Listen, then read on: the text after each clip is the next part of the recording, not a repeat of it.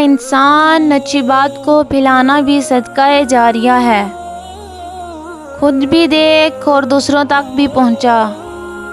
Comment میں سبحان اللہ لکھ کر جنت میں اپنا گھر بنا۔ بسم اللہ الرحمن الرحیم۔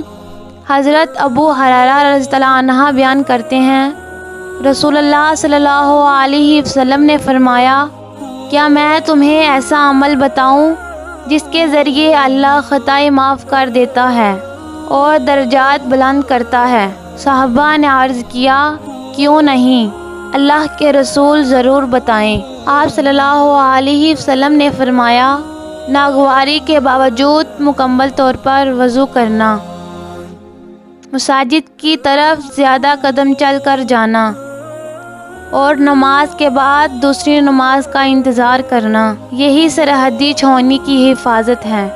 حضرت ابو ہریرہ رضی اللہ عنہ بیان کرتے ہیں، رسول اللہ صلی اللہ علیہ وسلم نے فرمایا، نماز فجر اور نماز عشاء منافقوں پر سب سے زیادہ بھاری نمازیں ہیں، لیکن اگر انہیں ان کے اجر و ثواب کا پتہ چل جائے تو وہ انہیں پڑھنے کے لیے ضرور مسجد میں آئیں، خواہ انہیں سرین یا پاؤں اور گھٹنوں کے بل چل کر آنا پڑے۔